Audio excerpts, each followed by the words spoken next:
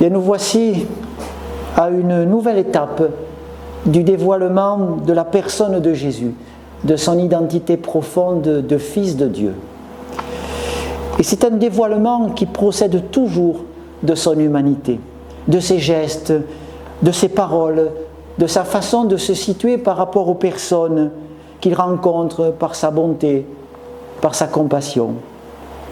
Et cela est directement perceptible au travers d'une scène de l'évangile de Luc, cet évangile qu'on a appelé avec justesse d'ailleurs l'évangile de la miséricorde, parce qu'elle éclate dans cet évangile de Luc, la miséricorde de Dieu. Il y a en effet des scènes incontournables que tout le monde nous connaissons, qui en sont comme l'illustration. Zachée, l'enfant prodigue, jusqu'à la scène du bon larron qu'on ne trouve que dans l'évangile de Luc. Et c'est justement au travers d'un acte de miséricorde que pose Jésus que nous apprenons à entrer plus profondément dans le mystère de sa personne, de son être. Quelque chose nous est dit de Dieu au travers de la miséricorde dont Jésus est lui-même l'artisan. Un pharisien avait invité Jésus à manger avec lui. Survint une femme de la ville, une pécheresse, ayant appris que Jésus était attablé à la maison, dans la maison du pharisien. Tout en pleurs, elle se tenait derrière lui, près de ses pieds, et elle se mit à mouiller de ses larmes les pieds de Jésus. Elle les essuyait avec ses cheveux et les couvrait de baisers. En voyant cela, le pharisien qui avait invité Jésus se dit en lui-même: si cet homme était prophète, il saurait qui est cette femme qui le touche et ce qu'elle est, une pécheresse. Survint une femme de la ville. L'Évangile ne nous donne pas son nom et il serait vain d'essayer de lever son anonymat. D'ailleurs, Simon n'en a pas besoin lui-même. Pour lui, Simon, le pratiquant fidèle, si l'on peut dire, l'homme fidèle aux préceptes de sa religion, qui a invité Jésus, pour lui, d'ailleurs cette femme n'a pas besoin d'avoir un nom. Elle est pour lui simplement ce qu'il a défini aux yeux de tous, c'est-à-dire une pécheresse, autrement dit, une prostituée. Et l'apparente ignorance dont Jésus semble témoigner sur la situation de cette femme le discrédite d'ailleurs aux yeux de Simon. Si Jésus n'a même pas perçu qui elle est, alors comment peut-on dire qu'il est un prophète ? On pourrait même dire, si on rapproche cette scène de celle que nous avons découverte dans l'étape précédente, la prédication de Jésus à Nazareth, que si les paroles de Jésus pouvaient laisser entendre qu'il pouvait être un prophète, eh bien dans cette scène, tout cela tombe à l'eau.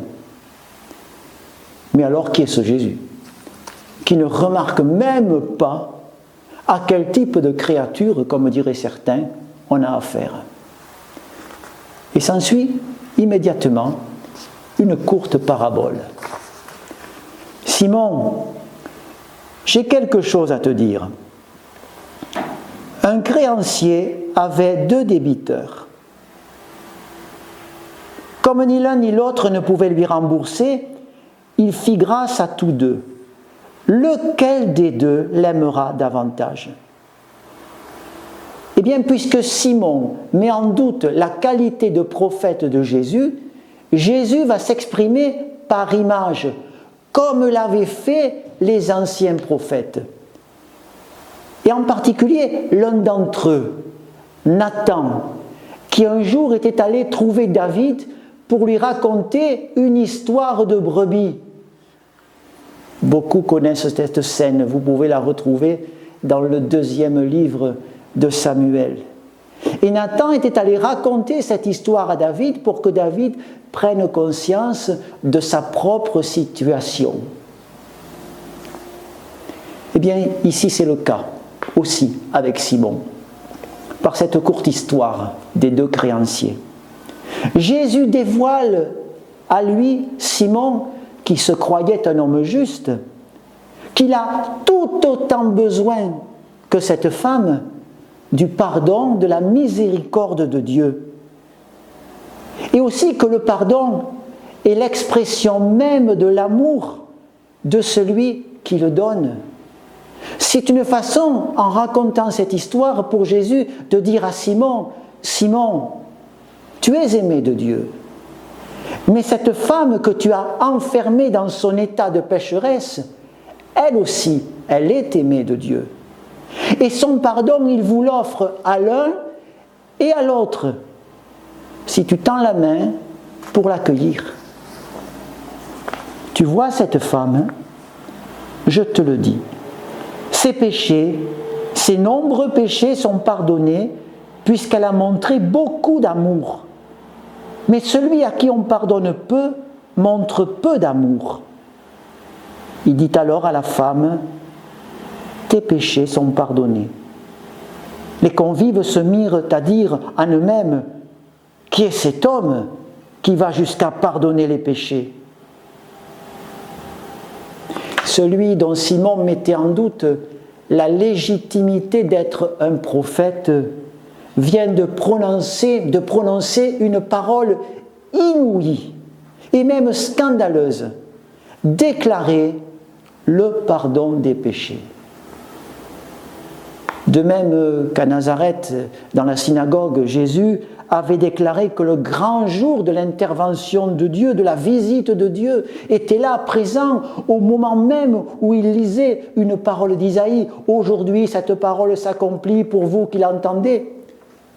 De même, Jésus déclare qu'au moment où il dit de cette femme que ses péchés sont pardonnés, par le fait même, le pardon vient de lui être offert. Jésus agit ici bien plus qu'un prophète. Il déclare, il réalise advenu ce qui ne peut venir que de Dieu. Et ce qui ne peut venir que de Dieu, c'est le pardon des péchés. Jean, à son baptême, appelait les personnes à se reconnaître pécheurs. C'était le sens du geste qu'il posait, un geste de conversion du cœur, d'ouverture du cœur, dans l'attente de quelque chose qui allait advenir et qui permettait d'entrer dans le salut, dont le pardon des péchés est une constituante. Mais avec Jean, on n'était encore qu'aux portes du salut. Et maintenant, cela advient. Cela advient maintenant au pied de Jésus, où cette femme reçoit comme un baptême. Elle reçoit comme un baptême nouveau au travers de ses pleurs, qui sont le signe de la foi, de sa foi, et le signe de son amour. Et en effet, on pourrait le relever. Il y a dans cette scène de la pécheresse quelque chose de baptismal. Il y a, pourrait-on dire, comme déjà une profession de foi baptismale. Oh, cette femme ne le fait pas par des mots, elle le fait par des gestes. Elle embrasse les pieds de Jésus, elle les mouille de ses pleurs, elle les essuie de ses cheveux. Mais il y a aussi, alors peut-être certains penseront, c'est une lecture un peu allégorique, on va au-delà du texte. Oui, d'une certaine façon, on va au-delà du texte, mais il est permis en chrétien de voir quel prolongement nous pouvons découvrir à ce texte. Il y a aussi dans ce texte une certaine référence baptismale qui nous parle à nous aujourd'hui, dans l'onction. Oh, ce n'est pas le Saint-Crème, encore bien sûr. Remarquons la phrase, Simon, tu n'as pas fait d'onction sur ma tête, elle a répandu du parfum sur mes pieds. Oui, il y a dans cette scène quelque chose de baptismal. Voilà qu'avec Jésus se réalise cette plongée, c'est le sens du mot baptême, avec Jésus se réalise cette plongée dans l'amour de Dieu, le seul à pouvoir rétablir l'être humain dans son intégrité, ce que nous appelons le salut, et dont la rémission des péchés est une constituante indissociable. Le salut de Dieu entre dans une existence comme une eau qui lave, qui purifie et qui fait jaillir la vie. Quant à Simon, eh bien, Simon, nous ne connaissons pas quelle a été sa réaction, comme d'ailleurs nous ne connaissons pas la réaction finale du fils aîné dans la parole du fils prodigue. Mais cette femme, elle, au pied de Jésus, elle fait l'expérience du salut. En Jésus, dans les gestes de profonde humanité de Jésus, Dieu offre le salut. Un salut qui prend ici le visage du pardon. Que disent-ils les lèvres de celui qui déclare que sont pardonnés les péchés de cette femme? Mais qui est cet homme qui va jusqu'à pardonner les péchés? Alors plutôt que de nous empresser à donner une réponse qui est cet homme en citant une formule du catéchisme ou même un petit bout du credo, bien sûr c'est important, mais plutôt que de nous empresser à sortir d'une certaine façon une formule apprise que nous connaissons, laissons résonner cette question chacun dans sa propre vie. Qui est cet homme qui va jusqu'à pardonner les péchés? Et pour ce faire, chacun de nous peut se demander si dans sa propre vie, dans notre propre histoire, nous penchons plutôt du côté de Simon ou nous penchons plutôt du côté de la femme. Non pas quantitativement par rapport à un poids, par rapport à un volume de péché, c'est pas ça, mais plutôt qualitativement, c'est-à-dire par notre capacité à faire confiance, c'est-à-dire à aimer.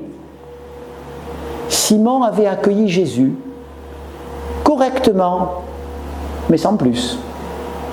La femme pose à son égard des gestes qui semblent être des gestes de démesure et même, selon la mentalité du temps, des gestes qui même peuvent refléter une certaine indécence. Mais ce sont des gestes qui débordent d'un trop plein de misère qui va bien au-delà d'une misère morale. Une misère en besoin de miséricorde. Et Jésus ne s'en scandalise pas. N'est-il pas venu, ainsi qu'il le déclare, chercher et sauver ce qui était perdu?